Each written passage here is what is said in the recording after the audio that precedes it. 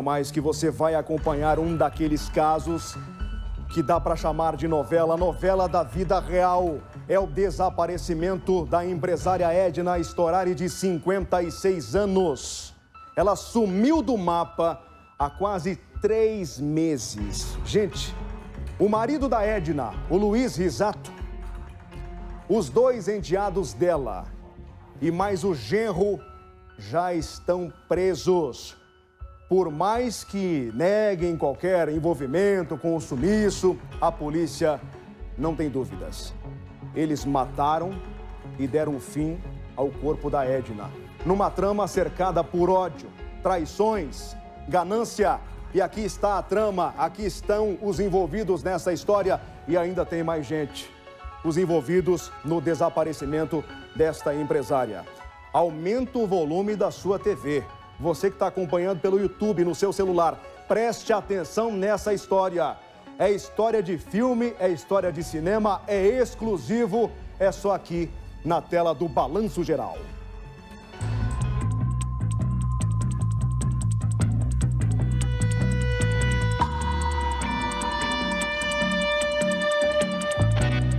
Uma cidade inteira em silêncio. Não quero me envolver. Um caso cheio de mistério. O que a gente via parecia ser uma relação normal. Nunca vimos nada.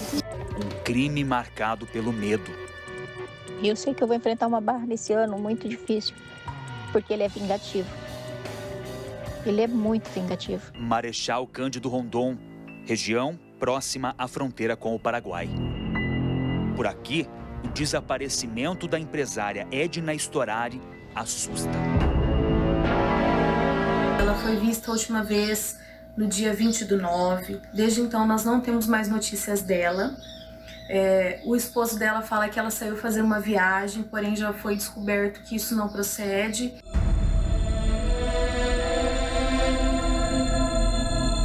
Quinta-feira, 7 de outubro. O empresário Luiz Risato, de 60 anos, é preso na residência do casal. Mais alguém em casa? 20 de setembro de 2021. Edna é vista pela última vez. Uma das filhas da empresária recebe uma mensagem de celular. O recado, supostamente da mãe, causa estranheza. Fala sobre uma viagem misteriosa. E um detalhe deixa tudo mais intrigante. O nome da irmã estava escrito errado. Edna e Luiz estavam juntos há 8 anos e tinham uma empresa de vans e ônibus. Faziam principalmente transporte de trabalhadores de agroindústrias da região. Para conhecidos do casal, ele nunca levantou suspeita de briga e violência. Mas dentro de casa, a história era outra. Não é de hoje, é de anos que ele está fazendo essas coisas assim, escondido de mim. Tentando esconder de mim, e vira e mexe, eu descubro alguma coisinha e sites pornográficos e mais desses amorosos e mais todas essas coisas assim. E eu tava percebendo, e sempre ele falava assim, você não tem prova, você não tem prova, você não tem prova, você não tem prova. E eu falava, mas tá bom, eu não tenho prova. Isso pra mim, ver uma foto diferente de uma mulher no teu celular não é prova. Investigadores descobriram que Luiz não queria o divórcio por medo de perder os bens e a empresa. Vendi minha casa lá, comprei uma casa aqui pra gente ter um lugar para morar. Ele não tem nome limpo, ele tem um nome sujo. Então todas essas coisas eu vim e acabei fazendo por ele. Só que eu achei que o troco seria diferente, né? Eu achei que seria recompensador, mas não é.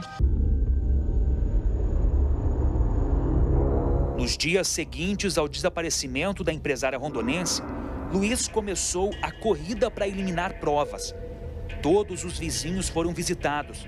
Os relatos são parecidos. Ele queria apagar qualquer imagem de câmera de segurança. A desculpa estava sendo ameaçado por isso. Ele pediu para alguns vizinhos apagar as imagens, alegando bandidos que estivessem ameaçando ele. E para a polícia ele já deu outra versão. Aqui, Luiz aparece entrando na casa de um vizinho procurando câmeras. Neste outro flagrante, ele aborda uma moradora na rua e o pedido é o mesmo. Precisa que imagens de câmeras de segurança sejam excluídas.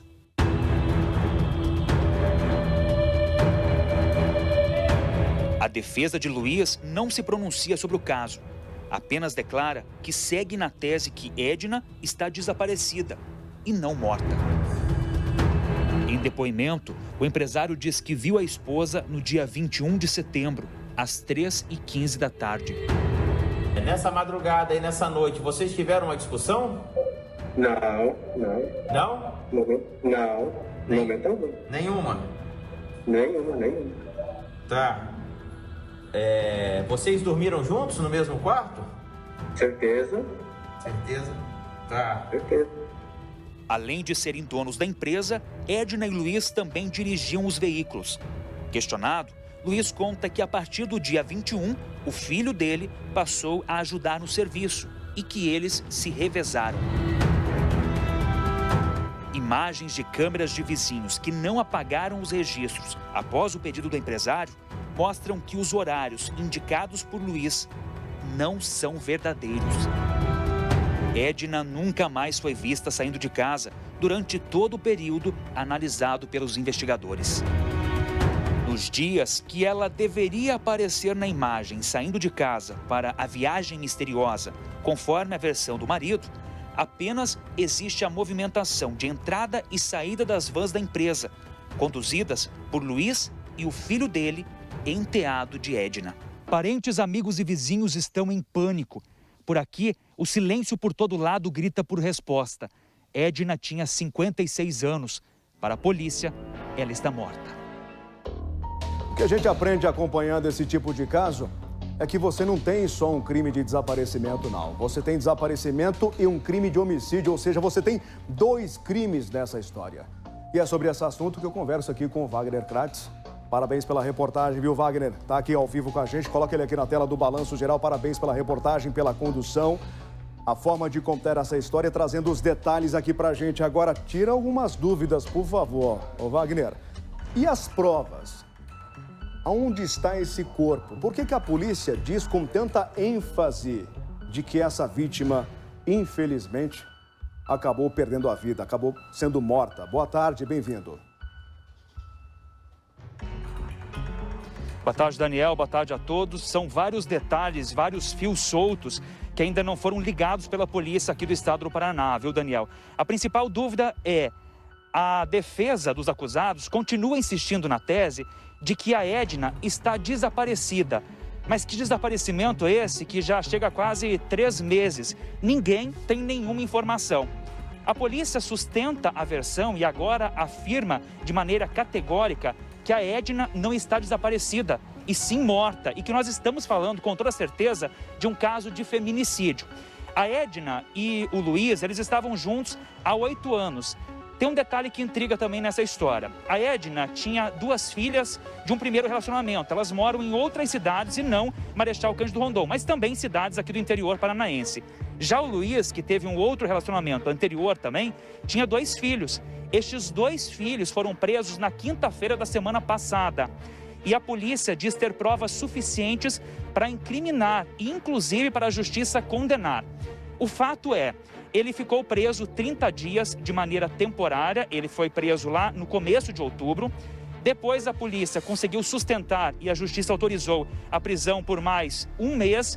E agora, desde a semana passada, segunda-feira da semana passada, ele está preso de forma preventiva, ou seja, não tem tempo para acabar essa prisão. O que chama atenção, conversando inclusive, Daniel, com juristas, com advogados e também com delegados, é que a justiça deve ter muitas provas de fatos, além dessas imagens que nós mostramos, dos áudios, para conseguir sustentar a prisão, porque já são mais de 2 meses que o Luiz está preso. E na semana passada, então, depois da perícia feita nos celulares, então, dos filhos do Luiz Rissato, os enteados da Edna, eles também foram presos com um mandado expedido pela Justiça.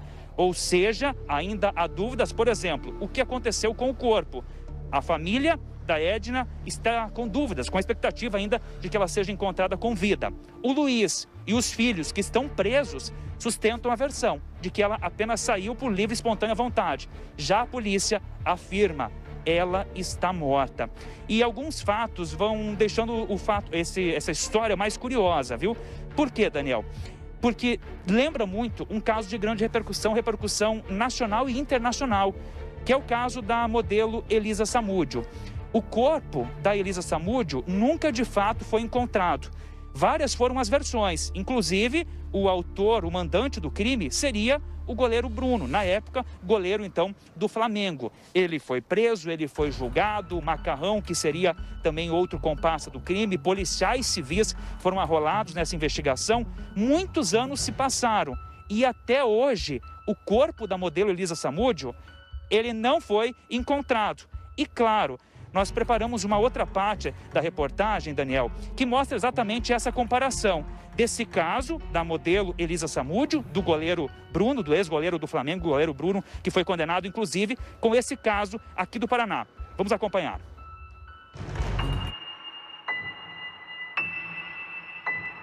Eu sei que eu vou enfrentar uma barra nesse ano muito difícil, porque ele é vingativo. Ele é muito vingativo. A casa da família passou por perícia com luminol para encontrar vestígios da morte de Edna. O trabalho apresentou marcas de sangue em um dos veículos e também no quarto do casal. Nós acreditamos que ali próximo às 11 horas da manhã, a Edna, infelizmente, já estava morta. Então, provavelmente, esse fato se deu entre 9h30 da manhã e 10h30 da manhã do dia 20. Em relação ao paradeiro do corpo, no dia 21, há uma mensagem pela manhã do companheiro solicitando ao filho que chegasse mais cedo para colocar o negócio dentro da van. Nós acreditamos que, infelizmente, seja o corpo. E ele, logo posterior ele relata para deixar pronto para a noite, que é um momento que a gente acredita que esse corpo saiu de dentro da residência. Este especialista em segurança pública explica a complexidade da investigação em um caso de homicídio sem réu confesso e sem a descoberta do corpo. Para pedir uma prisão preventiva e para poder afirmar que existe uma morte ou que existe um homicídio, você tem que ter indícios, né? Tem que ter indícios. Não havendo esses indícios, o tempo vai passando e vai ficando dessa forma. O processo do caso agora no Paraná segue pelo mesmo caminho de outro de grande repercussão no país, o da modelo Elisa Samúdio. O corpo da jovem nunca foi encontrado. O goleiro Bruno foi apontado como o mandante do crime. Muitas foram as versões, mas de fato nunca houve resposta sobre a causa da morte e o que aconteceu com o corpo dela.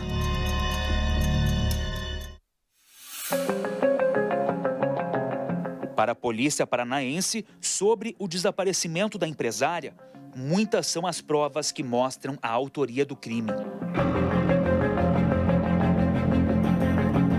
Os investigadores acreditam que após troca de mensagens e o pedido de separação feito por Edna, Luiz matou a esposa em casa.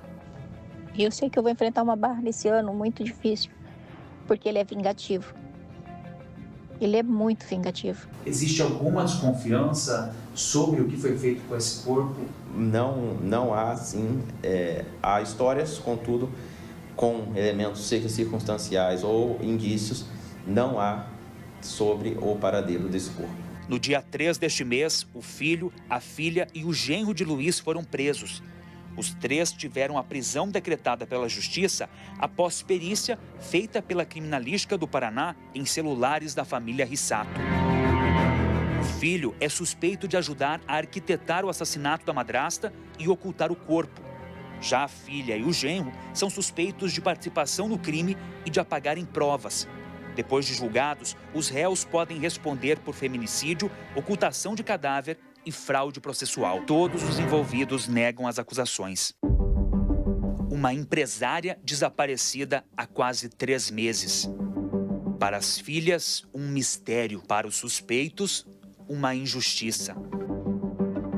Para a polícia, um homicídio sem corpo.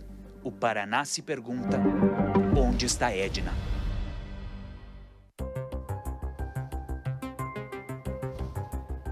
E agora há pouco, a Polícia Civil do Estado do Paraná convocou uma coletiva de imprensa e o delegado à frente do caso encerrou o inquérito e ofereceu denúncia ao Ministério Público. A gente segue acompanhando esse caso, Daniel, de grande repercussão, e a pergunta que fica é: o que aconteceu com a Edna? Onde está o corpo dela? E parabéns ao trabalho da polícia, parabéns ao delegado que está presidindo esse inquérito, corajoso, foi para cima mesmo, finalizando o inquérito, né?